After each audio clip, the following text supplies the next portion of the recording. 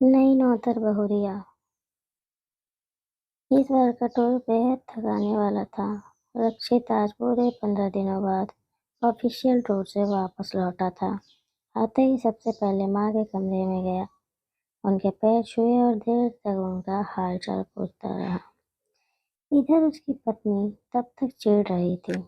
जब बाद में वो अपनी पत्नी आरती के पास आया, तब उसने थोड़े गुस्से और थोड़ी नाराजगी से उन्हें उलाहना देते हुए कहा, जाओ ना अपनी पूज्य माता श्री के पास, रात दिन उनके कदमों में ही बैठे रहो। अब मेरे पास क्यों आते हो? जाओ, मैं तुमसे बात नहीं करूंगी।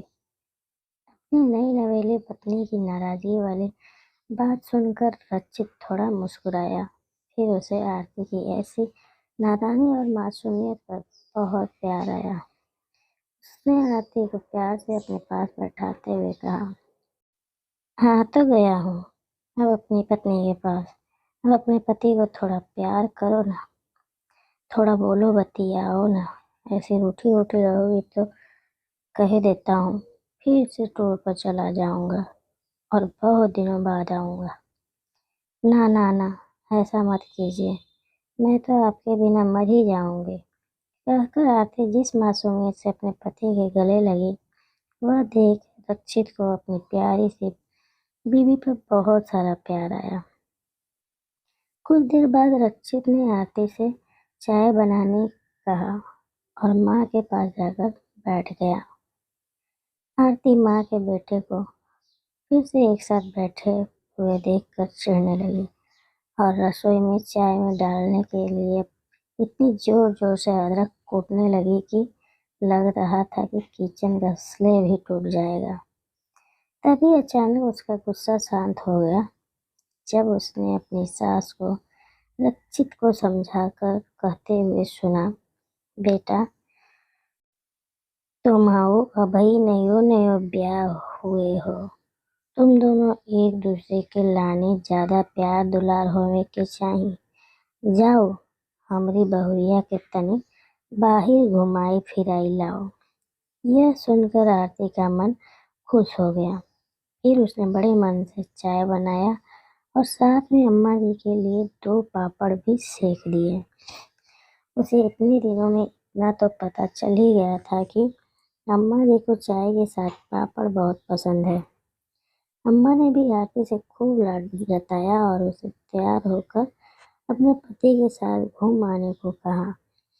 आरती रक्षित के साथ बाहर कुछ रोमांटिक पल बिताने के नाम से बहुत खुश हो गई और सास के गले लगकर उन्हें बच्चों की तरह चूमते हुए बोली, अम्मा जी आप बहुत अच्छी हो, आप तो सास नहीं माँ की तरह लगती हो। अम्मा जी यह सुनकर गदगद हो गई और रक्षित के चेहरे पर सास बहू का ऐसा प्यार देखकर एक सुकून सा आ गया। इधर बेटा बहू दोनों घूमने गए, उधर अम्मा जी अपनी सफलता पर खुश हो रही थी।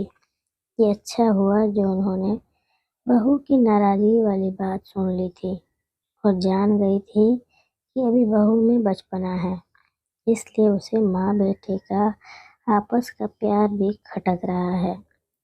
पर वह कोई बुरी सास नहीं बनेगी और ना ही बेटे बहू में झगड़ा होता देख खुश होगी। वह तो एक अच्छी माँ बनेगी।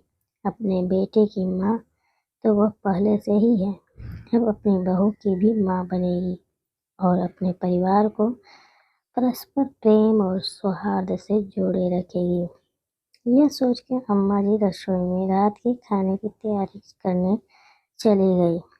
आखिर बहू घूम फिर कर जब वापस आएगी तब उसे खाना बनाना थोड़ी ना अच्छा लगेगा।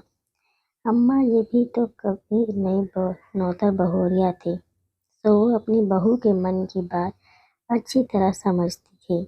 दोस्तों, अगर वीडियो पसंद आई तो वीडियो को लाइक करें और चैनल पर नए हैं तो चैनल को सब्सक्राइब कर लें।